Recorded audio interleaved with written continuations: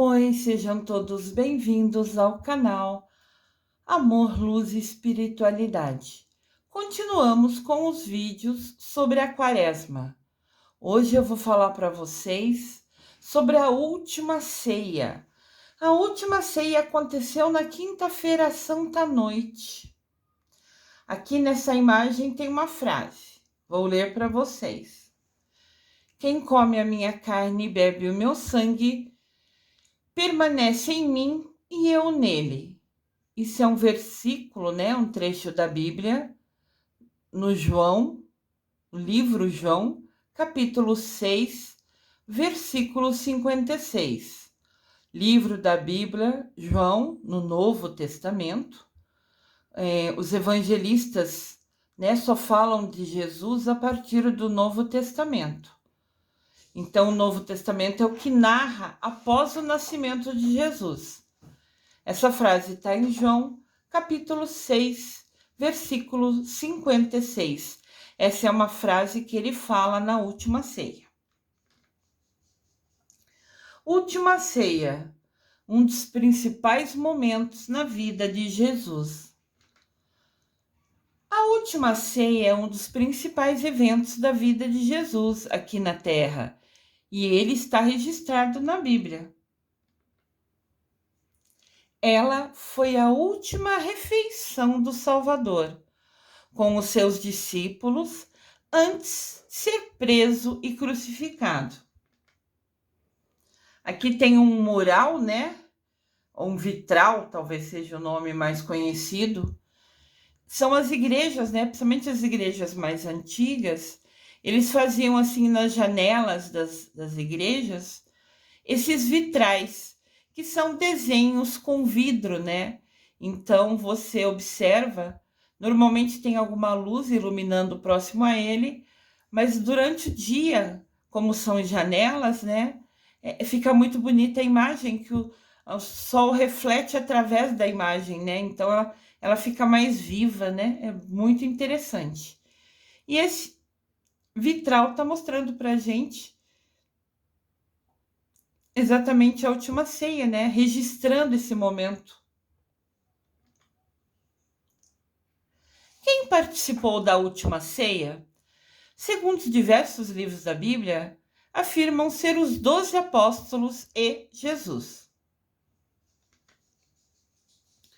Os discípulos ou apóstolos, né?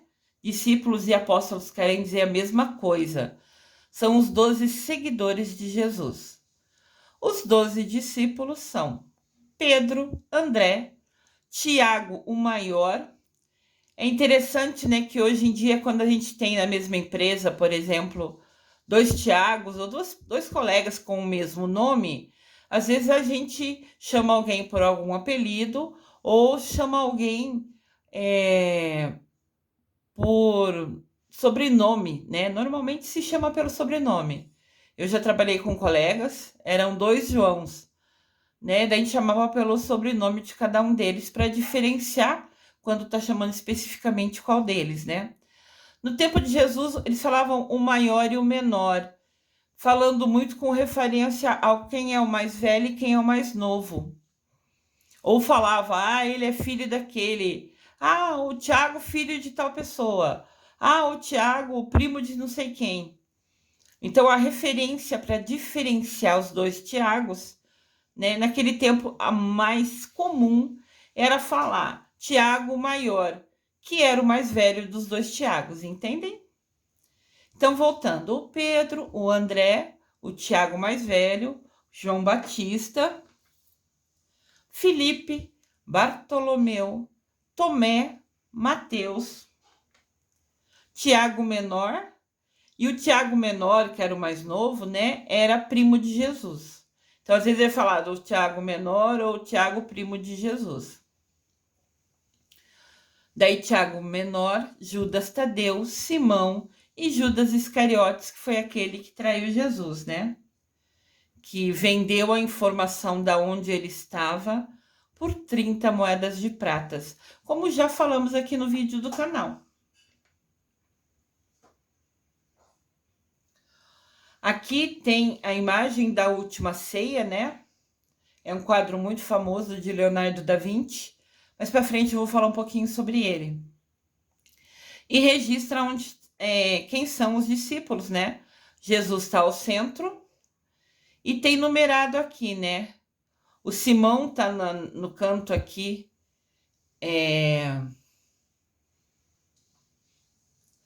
no canto direito está o Simão, né? Vocês podem dar pause nessa imagem depois e ver cada um quem são os discípulos. Mas está registrado, né, que estava Jesus ao centro e os 12 discípulos. E eu já estudei bastante sobre eles, eu quero ver se eu faço um vídeo, né, sobre eles para falar um pouquinho mais sobre a importância deles, né, como fiéis seguidores de Jesus. E o interessante é que quando eu estudei sobre signos, né, astrologia, eu pude perceber e descobrir que cada um dos 12 apóstolos tinha um signo.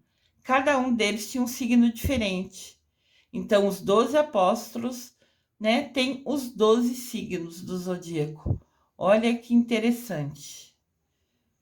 Nada é por acaso, né? Tudo é perfeito. A importância da última ceia. A importância da última ceia. Super importante. A última ceia aconteceu na Quinta-feira Santa e é descrita em 3 evangelhos do Novo Testamento, que são Mateus, Marcos e Lucas. Na última ceia, conforme está escrito no livro Mateus, capítulo 26, versículo de 26 a 28, Jesus explicou para os seus discípulos a importância daquele momento e o significado do pão e do vinho que estavam sobre a mesa. Enquanto comiam, Jesus tomou o pão, agradeceu, deu graças, né? Partiu, ele, né, distribuiu e deu aos seus discípulos, dizendo: tomem e comam, isso é o meu corpo. Então Jesus pega o pão, olha para os céus, agradece a Deus, reparte e dá um pedaço para cada um dos seus discípulos, falando: tomem e comam, peguem e comam, né? Vamos falar assim. Isto é o meu corpo. Aqui mostra para a gente, né? O que representa o corpo de Jesus para a gente, que é a hóstia consagrada, na hora que a gente, ao final da missa, depois que você participou de todas as orações, pediu perdão dos pecados, né? Não sei se todos os seguidores aqui do canal, se já foram a uma missa, se são dessa religião, mas indiferente da religião que você tenha, aqui tem muito ensinamento para a gente aprender junto, né? E nesse momento que eu trouxe a imagem, é quando o padre distribui a hóstia, né? Que é o corpo de Jesus consagrado, quase no final da missa. Para aquelas pessoas que estão com a consciência limpa, que se sentem merecedoras de receber o corpo de Cristo. Não é porque você vai à missa que você pode, ou entre aspas, tem o direito de comungar. Comunga quem está em paz com a sua alma, quem está em paz com o seu coração, quem confessou, quem pediu perdão, quem está próximo a Deus e se sente merecedor de receber a bênção que é o corpo de Cristo. Em seguida, Jesus, que tinha repartido o pão, pega o cálice que tem vinho. Naquele tempo, o vinho era uma bebida bem mais barata do que é hoje, né? Era uma bebida produzida pelas pessoas da própria região. Então, a gente fala assim, nossa, como eles bebiam vinho o tempo todo, né? Mas realmente era porque a fabricação dele, né? O método de fazer era simples. Basicamente, pisar na uva, a gente já viu isso em vários locais. Mas assim, a própria região produzia, então ela se tornava uma bebida barata, por isso que eles sempre estavam bebendo vinho, né? Então Jesus pegou o vinho, né? O cálice, que é uma taça onde tinha o vinho, de novo deu graças a Deus, né? Nessa taça tinha o vinho que eles bebiam na região. Ele agradeceu a Deus. Sempre que Jesus pedia a bênção dos céus, ele levantava. Então, quando ele pegava o pão, ele fala assim, Deus abençoe, ele levantava acima da cabeça dele, como se fosse para deixar mais próximas ao céu para ser abençoado. Daí, retorna com o pão na mesa. Depois, a mesma coisa com o vinho. Pega a taça, levanta acima da sua cabeça e pede para Deus abençoar. Esse ritual de subir o pão acima da cabeça para pedir a bênção, voltar à mesa, pegar a taça com vinho, levantar acima da cabeça, pedindo a bênção e voltar à mesa, os padres na missa fazem isso em toda a Santa Missa. Esse ritual de levantar e voltar ao local, né, de pedir graça levantando mais alto, é um ritual que é feito até hoje. E diz que Jesus sempre fazia isso.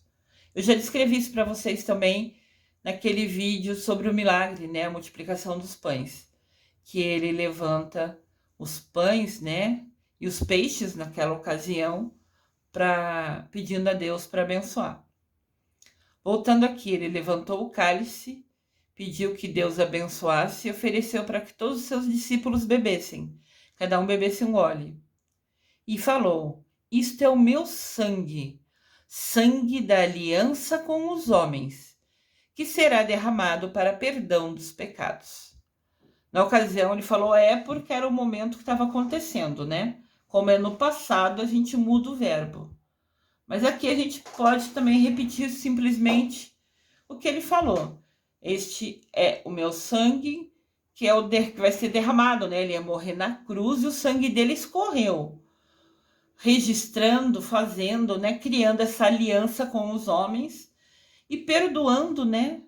Os pecados deles, de todos nós. Aqui tem uma imagem, né? Eu acho muito linda a celebração da Ceia do Senhor, a última ceia. E essa imagem que fizeram, quem entende e sabe fazer essas imagens, né? Que no vinho refletiram como se fosse Jesus crucificado, né? Porque foi naquele momento que o sangue dele escorreu para se tornar, né, a bebida que a gente representa na missa.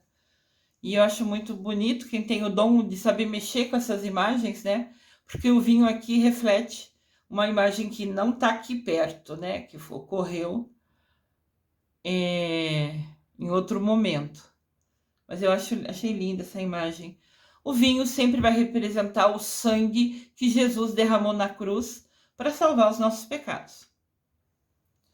O livro de Marcos, capítulo 14, versículo 17 a 20, afirma que a última ceia foi onde Jesus falou da traição dele.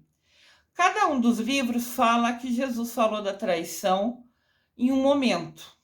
Em Marcos, né, no livro de Marcos, fala que Jesus, nessa hora da ceia, falou sobre o que seria traído.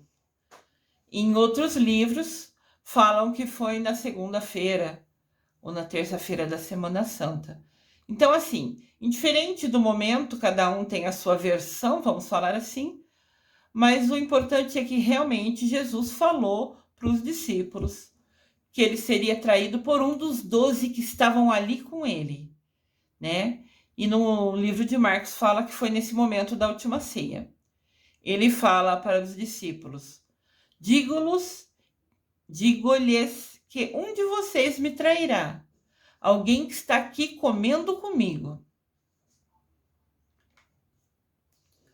Todos os discípulos ficam tristes e um por um lhe diz: com certeza não sou eu, meu Senhor. Não, não sou eu, não sou eu. Jesus afirma: é um dos 12, porque estavam ali entre ele e 12, né? Alguém que come comigo do mesmo prato aqui. Olha que coisa triste, né? Normalmente, quando a gente convida alguém à nossa casa, ou a gente faz um almoço, um jantar, e reúne as pessoas que a gente gosta, ou as pessoas, todas as pessoas, família, amigos, parentes, conhecidos, colegas. Quando a gente põe alguém assentado à nossa mesa, é porque a gente tem uma empatia com essa pessoa, tem um carinho, uma atenção, ela considera ela nosso amigo, nossa amiga, alguém muito próximo, que é merecedor de vir sentar à nossa mesa, né? Que é um convite tão especial, não é todo mundo, né? Não é todas as pessoas, sei lá, da cidade ou de qualquer lugar que vem sentar à nossa mesa. São poucos os escolhidos para estarem ali. Então ainda Jesus fala, são poucos os escolhidos para estarem à minha mesa. Quer dizer, aquelas pessoas que estavam à mesa com ele, para ele eram importantes. Eram pessoas que ele respeitava, que ele admirava.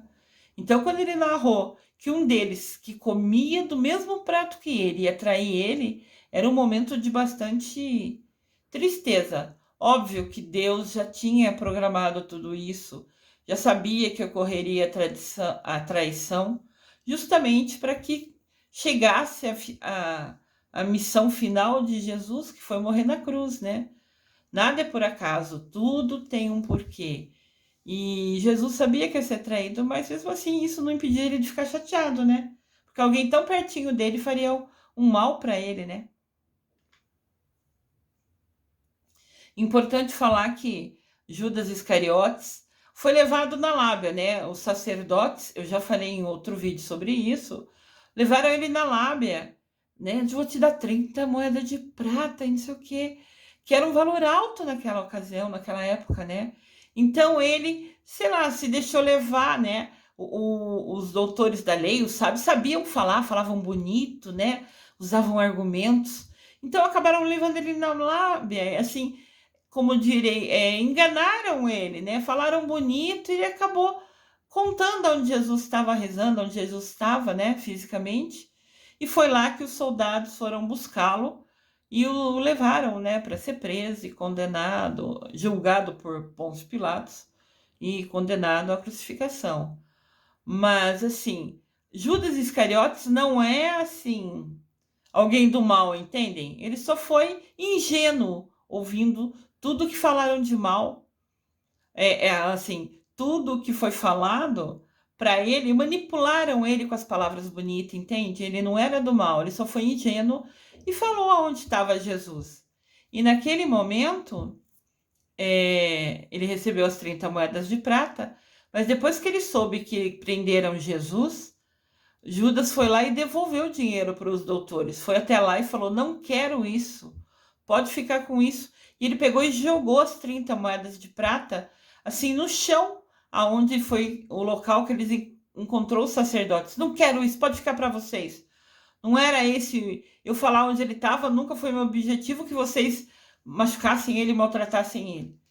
Então ele pegou, foi atrás do. Depois que Jesus foi preso, Judas Iscariotes ficou muito bravo, foi atrás dos sacerdotes e jogou no chão as moedas, falando: fiquem com vocês com isso, eu não quero isso, né? E diz que os sacerdotes não poderiam pegar aquele dinheiro de volta, porque, segundo as leis da época, né, dinheiro que é para matar pessoas é dinheiro sujo, é dinheiro que não pode ser pego. Assim, eu estou resumindo as histórias todas que estão escritas na Bíblia, né? Estou fazendo uma versão mais curta para explicar um pouquinho para vocês. Entendam que Judas Iscariotes nunca foi do mal. Ele foi ingênuo, levado, né, na lábia, as pessoas falaram palavras bonitas e enganaram ele. Depois ele se arrependeu quando soube que Jesus foi preso, foi lá e jogou no chão perto dos sacerdotes, devolvendo cada uma das 30 moedas de prata. E os sacerdotes nem podiam, segundo a lei, pegar as moedas do chão, então resolveram fazer ali um local de cemitério, aonde Judas Iscariotes jogou as moedas no chão, que é um dinheiro sujo, né? Que era referente a uma vida, apesar que o Judas não sabia disso. Os sacerdotes não pegaram as moedas e naquele terreno, por se tornar sujo com aquele dinheiro, fizeram ali um cemitério. Naquele local foi criado um cemitério. Então, e depois Judas se arrependeu tanto que foi lá e se suicidou, né? Se enforcou. Então, assim, entendam, Judas Iscariotes nunca foi do mal. Ele simplesmente foi ingênuo. Quantas vezes na vida da gente a gente conversa com uma pessoa que parece ou dá a entender que sabe mais que a gente e a gente acredita no que aquela pessoa fala, por qualquer motivo, seja na igreja, no trabalho, não sei aonde, a gente confia no que a pessoa fala e depois mais para frente descobre que aquilo não era verdade, ou que era mentira, né? Alguma mentira, ou algumas verdades pela metade, vamos falar assim. Então isso já aconteceu muito com a gente. Então lembre-se de nunca julgar o Judas. Ele teve um papel muito forte nesse processo, porque Jesus tinha que no final da vida dele, da missão dele, morrer na cruz, justamente para que quando o sangue dele escorresse na cruz, ele estaria salvando os nossos pecados. Então, assim, mas Judas nunca foi do mal, lembre-se disso, tá? A Última Ceia por Leonardo da Vinci. Leonardo da Vinci foi um pintor renascentista muito famoso e fez questão de retratar. Ele sonhou, né? Ele teve essa intuição que era para ele pintar essa tela, né? Como falavam, esse quadro da Última Ceia. A Última Ceia é uma das obras mais famosas e importantes do pintor renascentista. Renascentista porque ele era da época da Renascença, do período, né? Leonardo da Vinci, acho que todo mundo já ouviu falar em algum momento, porque ele foi realmente muito famoso. Nesse quadro, nessa tela, o pintor retrata o momento que Jesus ceiava com seus apóstolos. Até hoje, esta obra é muito estudada por especialistas, por teólogos, por cientistas, pois, segundo eles, a pintura conta com várias mensagens subliminares. São assim como se fosse mensagem nas entrelinhas, né? Mensagens escondidas ali. E ajuda a entender muito do que se passou naquela noite da Última Ceia. Aqui tem a imagem, né, pintada por Leonardo da Vinci, por inspiração. Foi assim que ele visualizou e retratou. Então, é um quadro muito lindo e registra esse momento tão importante, né? É interessante que Leonardo da Vinci não estava no momento da Última Ceia. Então, ele recebeu tudo isso com detalhes, né? Em sonho, por sensitividade, né? É muito interessante. De novo, nada na vida é por acaso. A história da obra da Última Ceia. A Última Ceia de Leonardo da Vinci foi pintada de 1495 a 1498. O artista passou 3 anos o dia inteirinho dedicando-se a ela. E ela é considerada uma das obras mais importantes da história da arte.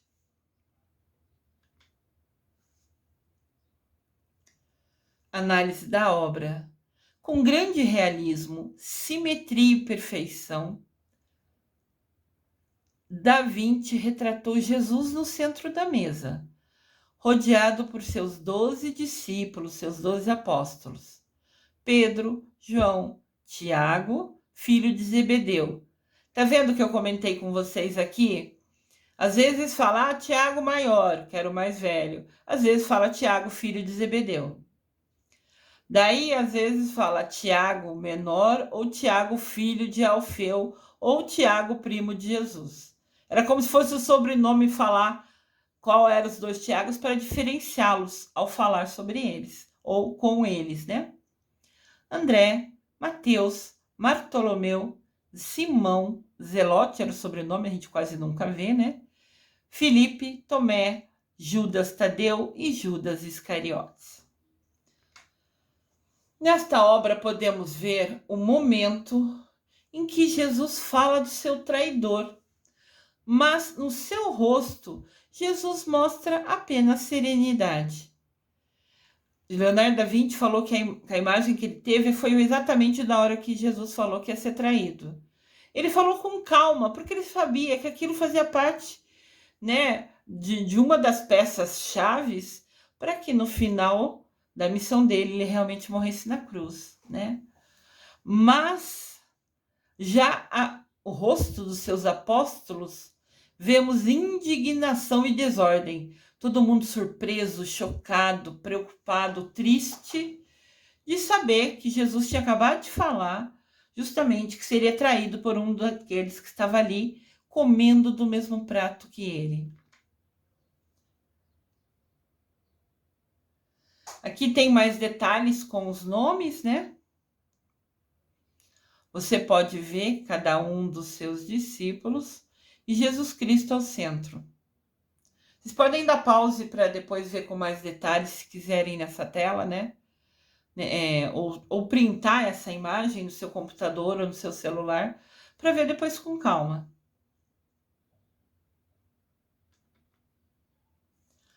Ao reproduzir a Última Ceia, o objetivo do artista Leonardo da Vinci foi revelar todas as reações emocionais e físicas de todos os envolvidos.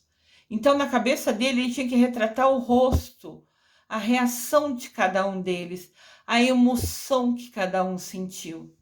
Era esse o objetivo de pintar essa Última Ceia. A Última Ceia é uma das obras mais famosas e conhecidas do mundo, e certamente uma das atrações de maior interesse na cidade de Milão, na Itália. É onde hoje, fisicamente, está essa pintura de Leonardo da Vinci.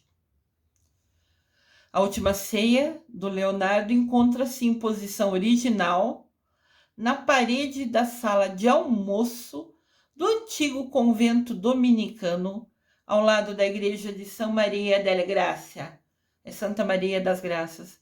Mas o detalhe é assim, ele pintou está lá, né, no refeitório, exatamente aonde o local que faz as refeições, por se tratar da Última Ceia, né? Existem vários quadros imitando essa do Leonardo da Vinci. Minha mãe tem esse quadro na cozinha dele, lá na cozinha não, na copa, né, no local que a gente faz as refeições, ao lado da mesa onde toda a família faz as refeições, os amigos, todos, tem esse quadro, claro que é uma imitação, né, mas muito bonito, da Última Ceia, retratado ali, né, fixado na parede pertinho da mesa, é muito legal. Aqui fica essa igreja, Maria das Graças, na Itália, em Milão. Em Milão, na Itália, né? Santa Maria del Grazia é Santa Maria da Graça, né? Uma tradução portuguesa. É uma igreja e um convento dominicano. Dominicano é uma instituição, é um grupo de padres, né? Que se tornam padres, é um convento.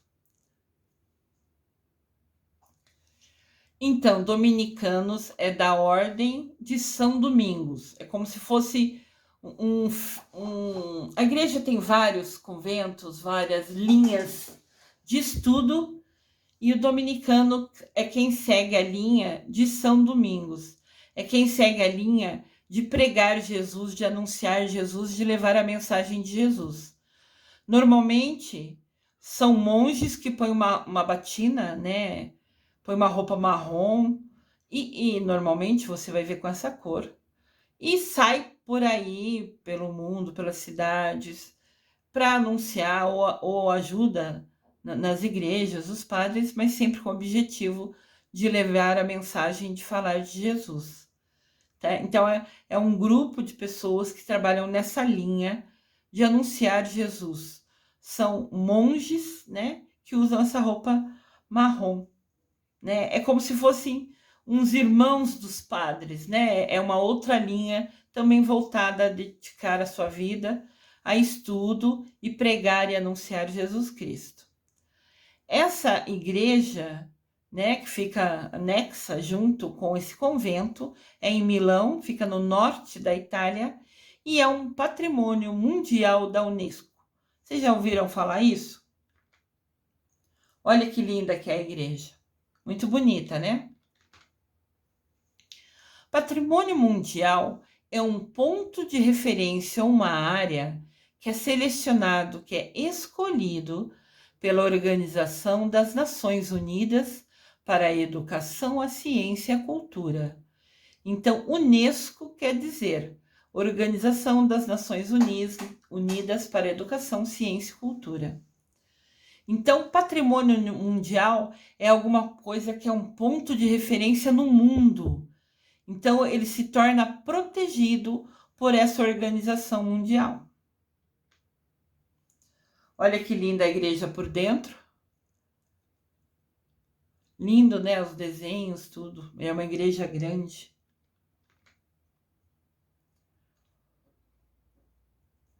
Esse patrimônio, né? Por ter um significado cultural, histórico, científico ou qualquer outro tipo de significado, é protegido por leis e tratados internacionais.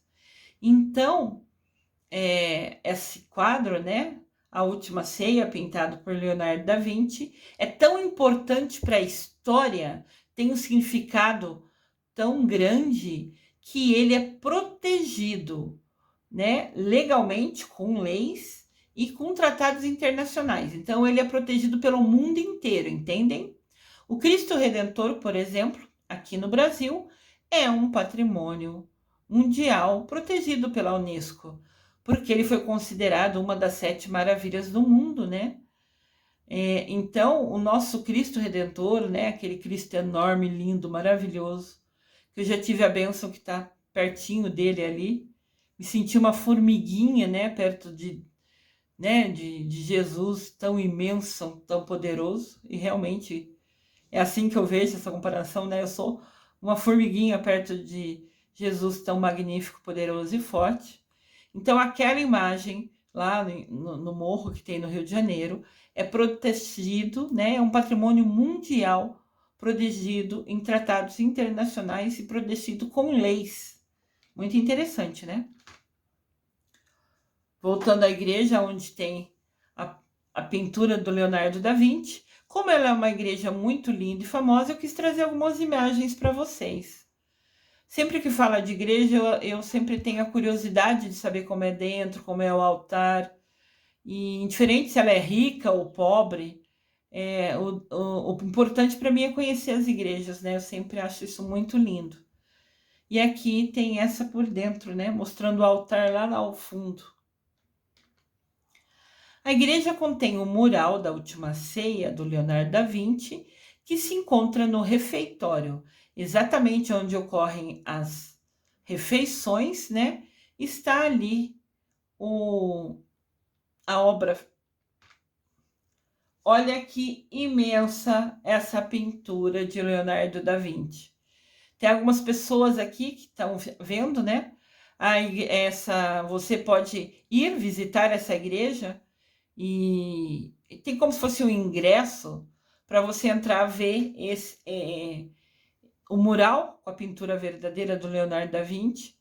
Esse dinheiro de ingresso normalmente é para manter os cuidados que tem que ter com a pintura, sabe? Tem uma manutenção para ela não quebrar, para ela não se perder, não cair, né? Tem que ter muito cuidado, porque ela é muito antiga, é de 1400 e pouco, né? Então você pode entrar lá, e também nunca entram muitas pessoas, tem um certo número restrito de pessoas para entrar de cada vez, justamente para poder ter controle e cuidado com relação à obra. Mas olha o tamanho da obra. Tem 3 pessoas aí mais visíveis nessa imagem. Você vê que as pessoas são pequenininhas perto do tamanho da pintura ali no refeitório. A Última Ceia de Leonardo da Vinci é uma pintura enorme. Ela tem 4,60 metros de altura e 8,80 metros de largura. Né? Uma pessoa meio alta, assim, normalmente uma pessoa tem, sei lá, uma pessoa alta vai ter o quê? 1,80 m, 1,90 m normalmente. Quer dizer que a altura dela é 4 vezes a pessoa mais alta que a gente normalmente vê. E a largura é 8 pessoas, como se estivesse deitada das pessoas mais altas que a gente vê. Olha o tamanho, é imenso. Você pode ver aqui, tem outro grupo visitando. E aqui o ângulo tá um pouco melhor, né? Mas você vê que ela é imensa. De novo, né? Precisaria subir 4 homens, um sobre o outro, para dar altura, para chegar lá em cima dela, né? E teria que deitar 8 homens para dar largura, né? Que é de lado a lado, do lado esquerdo ao lado direito é a largura, né? É 8,8. Uau! Essa obra foi realizada com têmpera, com a mistura, com óleo, têmpera e óleo, né? São 2 ingredientes para fazer a tinta, vamos falar assim, e foi pintado em gesso, ao contrário da técnica de afresco normalmente utilizada nessa época. Então, Leonardo da Vinci, além de pintar uma obra famosa da maneira que ele viu, que ele pensou que ele tinha que fazer desse jeito, ainda ele pintou com uma técnica nova, com uma tinta diferente, ele inovou totalmente. Foi super diferente do que se era feito pelos artistas naquela época. E por isso que essa obra se tornou ainda mais valiosa, não só pelo significado histórico na nossa vida, né, que é a Última Ceia, mas também por ele inovar e criar com tintas totalmente novas que ele criou para fazer esse diferencial. Aqui tem uma, assim, como se fosse uma foto mais perto, né, para vocês verem o tamanho dela. Lembra que do lado esquerdo ao lado direito são 8,80 metros. É muito grande. Se a gente tivesse de pé, de repente, na frente de Jesus assim, sabe? Tinha mais de 2 metros do lado direito, mais de 2 metros do lado esquerdo. Imenso. Lindíssimo, né? E olha que inspiração. Ele recebeu isso para fazer por intuição, sensibilidade, sensitividade. Muito lindo. O número 12 na Bíblia. Como são 12 apóstolos, eu quero falar um pouquinho para vocês da importância do número 12 na Bíblia. O significado do número 12 na Bíblia é o todo, é o completo. 12 apóstolos era o correto, era o completo, era o necessário para aquela missão que Jesus pediu. Que Jesus, né, eles acompanharam Jesus para depois sair pelo mundo divulgando e falando de Jesus Cristo. E antes não tinha internet, não tinha isso, não tinha aquilo. Então foi boca a boca, cada um dos discípulos, junto com Mamãe Maria, divulgando pelo mundo, contando a história da vida de Jesus Cristo. Cada um foi para um canto do mundo. Então o 12 era o número necessário de pessoas para se tornar completo o que ele precisava compartilhar. O número 12 na Bíblia representou no Antigo Testamento as 12 tribos de Israel, que depois, né, se formaram o povo de Deus. As 12 tribos de Israel, conforme consta no Antigo Testamento, foi a formação do povo de Deus. E no Novo Testamento, os 12 apóstolos formavam um novo povo de Deus. Eles saíram pelo mundo anunciando, contando toda a história da vida de Jesus Cristo, que ele morreu na cruz para perdoar os nossos pecados. Então, eles recrutaram, espalharam a notícia e trouxeram mais pessoas a acreditar em Jesus, foram divulgando, falando, e cada vez mais pessoas foi acreditando em Jesus, foi se unindo a ele em oração, em conexão. Então, o 12 é sempre o perfeito, o necessário para que você possa cumprir, né, o que está descrito, o que é necessário. E também no livro do Apocalipse aparecem somas e múltiplos de 12. Por exemplo, os anciões são 24, que é 2 vezes 12. Isso aparece em Apocalipse, capítulo 4, versículo 4. Quando fala dos anciões, nesse texto do Apocalipse, que é o último livro da Bíblia, fala que os anciões perfeitos eram 24. Então era 2 vezes 12. Ou seja, sempre o número 12 está representado de alguma maneira. Ele é muito importante, ele tem uma força de todo, de completo. Segundo Apocalipse, no capítulo 7, versículo 4, somente serão salvos 144 mil fiéis, que na verdade é 12 vezes 12 e vezes 1000. O número total, esses 144 mil, aparece em Apocalipse, versículo 21, de 12 a 14. Então está falando sobre Jesus morreu na cruz para nos salvar e quem serão salvos serão 144 mil, que é o 12 vezes 12 vezes 1000. Ou seja, é o 12 vezes 12 multiplicado a 1000. 1000 vezes, né? O resultado de 12 vezes 12. É só uma representação. É um número, de novo, falando na Bíblia, o número 12, quer dizer o completo.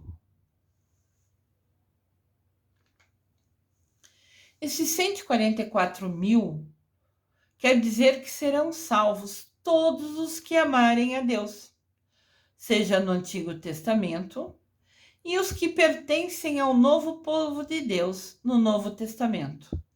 Então, todo mundo que lá no tempo de Abraão seguiu Deus, acreditou em Deus, escrito, né, conforme descrito no Antigo Testamento, serão salvos. E no Novo Testamento, as pessoas de hoje, nossa época, todos que se sentirem pertencentes ao povo de Deus, que quiserem conhecer sobre a vida dele, fazem parte do povo de Deus, que quiserem conhecer sobre a vida de Jesus Cristo, que rezarem, que se unirem, que quiserem, que escolherem, que usarem seu livre-arbítrio todo santo dia para falar com Deus Pai, com Mamãe Maria, que quiserem estar pertinho dele, pertinho de Jesus Cristo, todos esses serão salvos. Aqui tem Jesus fazendo uma refeição. Já estava pensativo, né? Porque ele era humano e claro que ele ficou inseguro diante do tamanho do sacrifício que ele faria, né, da missão da vida dele. Após a última ceia, que aconteceu na quinta-feira santa à noite, os apóstolos e Jesus se dirigiram até o Horto das Oliveiras. E ali Cristo fala para eles: rezem e vigiem, porque daqui a pouco começa a minha agonia. Então, enquanto ele estaria sofrendo, quinta-feira santa foi a véspera do dia que Jesus foi crucificado, né? Foi a véspera do dia em que ele morreu na cruz. E ele sabia que as próximas horas seriam difíceis para ele. Então ele pediu: rezem por mim, vigiem. E, por favor, enquanto eu estiver em agonia, né? Orem por mim para que eu tenha força e consiga suportar essa provação tão grande para realmente conseguir perdoar os pecados, né? De todo homem que nele crê. Perto da meia-noite, nessa mesma quinta-feira santa, Jesus Cristo é preso ali pelos judeus no local que ele estava e foi levado para a casa do sumo sacerdote, que está em Mateus capítulo 26, versículo 47. Permanecemos assim também, rezando e vigiando. Fazer vigília é você justamente ficar acordado rezando, enquanto Jesus enfrenta a sua terrível agonia. Lembrando a frase mais importante da última ceia: fazei isso em memória de mim. Ou seja, cada vez que vocês comerem do meu corpo, do meu sangue, lembrem de mim. Eu desejo amor e luz a todos.